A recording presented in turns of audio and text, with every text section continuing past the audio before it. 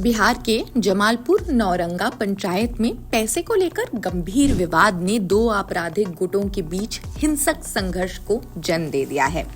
सोनू मोनू जो जमालपुर नौरंगा के निवासी हैं और उनके ईंट भट्टे पर मुंशी का काम करने वाले मुकेश कुमार के बीच विवाद शुरू हो गया। मुकेश जो हेमजा गांव का रहने वाला है, लखीसराय जिले के खटुहा गांव स्थित ईंट भट्टे में मुंशी था। सोनू और मोनू उसके साझेदार थे।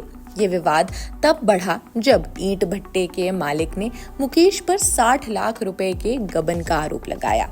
इस आरोप के बाद 4 दिन पहले सोनू और मोनू ने मुकेश के घर पर ताला जड़ दिया था।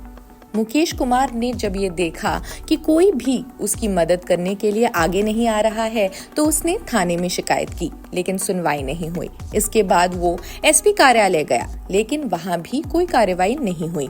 निराश होकर मुकेश ने अनंत सिंह से मदद की गुहार लगाई, जो ऐसे मामलों में हस्तक्षेप करते हैं। अनंत सिंह ने एक न्यूज चैनल को दिए इंटरव्यू में बताया कि कुछ लोग नौरंगा से उसके पास आए और बताया कि सोनू मोनू ने मुकेश के घर पर ताला लगा दिया है। वहां 3 लोग के दांत भी तोड़ दिए गए हैं। जब ये लोग डीएसपी से नहीं मिल सके तो वे अनंत सिंह के पास पहुंचे।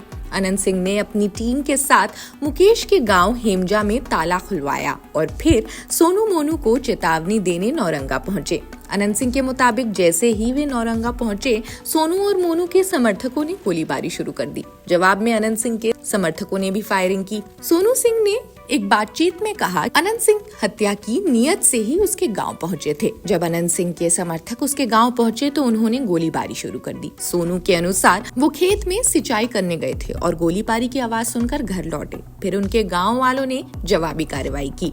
सोनू सिंह के पिता प्रमोद कुमार का कहना है कि अनंत सिंह के कदम राजनीतिक रूप से प्रेरित थे। प्रमोद ने कहा कि उनकी पत्नी उपचुनाव में राजद से खड़ी हुई थी, जबकि सोनू मोनू एनडीए के पक्ष में थे। इसी राजनीतिक घमासान ने हिंसा को जन्म दिया। उर्मिला देवी सोनू और मोनू की मां, उन्होंने भी कहा कि अनंत सिंह खुद मौके पर थे और उन्होंने खुद गोली चलाई। पुलिस ने इस मामले में 3 एफआईआर दर्ज की है। एक एफआईआर मुकेश ने दर्ज करवाई है, जबकि दूसरी एफआईआर सोनू और मोनू के परिवार ने। तीसरी एफआईआर आर्म्स एक्ट के तहत दर्ज की गई है। सोनू जो फायरिंग मामले में मुख्य आरोपी थे, अब उसने पुलिस के सामने सरेंडर कर दिया है।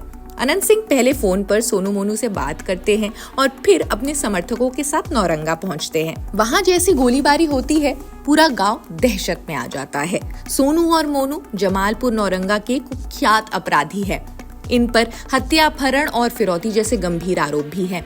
मीडिया रिपोर्ट्स के अनुसार इन दोनों ने 2009 से गांव में दरबार लगाना शुरू कर दिया था, जहां लोग सरकारी अधिकारियों से अपनी समस्याओं का समाधान नहीं पा रहे थे। वे इन दोनों के पास आते थे। हालांकि पर्दे के पीछे ये दोनों रंगदारी, लूटपाट और हत्या जैसी आपराधिक गतिविधियों में लिप्त रहे।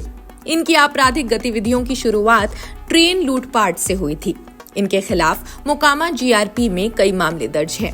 झारखंड से लेकर लखीसराय जिले तक कई थाने क्षेत्रों में इन पर 1 दर्जन से अधिक गंभीर मामले दर्ज हैं। सोनू और मोनू की अनंत सिंह से कोई सीधी दुश्मनी नहीं रही है, लेकिन ये दोनों लंबे समय तक अनंत सिंह के राजनीतिक प्रतिद्वंदी विवेक पहलवान के लिए काम करते रहे। विवेक पहलवान जो अनंत सिंह के परिवार के ही हैं, उनके साथ अनंत की पुरानी दुश्मनी थी। इस संघर्ष में दोनों परिवारों के कई सदस्य मारे जा चुके हैं, जिनमें अनंत सिंह के भाई और बहनोई भी शामिल थे। हालांकि पिछले कुछ सालों में अनंत सिंह और विवेक के रिश्तों में सुधार हुआ और 2022 के उपचुनावों में विवेक ने अनंत सिंह के परिवार का समर्थन किया था। सोनू और मोनू ने अब राजनीति में अपनी किस्मत आजमानी भी शुरू की है। वे ललन सिंह के समर्थन में थे, जो उपचुनाव में एनडीए के उम्मीदवार थे। वहीं अनंत सिंह की पत्नी नीलम देवी, उन्होंने भी चुनाव लड़ा। सोनू और मोनू का राजनीतिक जुड़ाव अनंत सिंह के लिए एक बड़ा चुनौती बन गया है। अनंत सिंह का आपराधिक इतिहास भी विवादित रहा। उनके ऊपर 52 आपराधिक मामले दर्ज हैं। इनमें हत्या, अपहरण और यूएपीए के तहत मामले दर्ज हैं। हालांकि 2024 में जेल से बाहर आने के बाद अनंत सिंह ने सोनू मोनू से मिलने की कोशिश की थी, लेकिन उनकी मुलाकात का कोई असर नहीं हुआ। 2024 के चुनाव में जब ललन सिंह को मोकामा में फायदा नहीं हुआ, तो इसे सोनू मोनू और उनके जैसे अन्य राजनीतिक खिलाड़ियों की आपसी अदावत से जोड़ा गया। अब तक सोनू और अनंत सिंह दोनों ने पुलिस को सरेंडर कर दिया है और इस पूरी घटना का एक अध्याय भी खत्म हो चुका है। खैर, इस वीडियो में बस इतना ही। आप अपने विचार कमेंट सेक्शन में हमें जरूर बताएं। देश दुनिया की अन्य खबरों के लिए भी जुड़े रहिए जनसत्ता के साथ। शुक्रिया।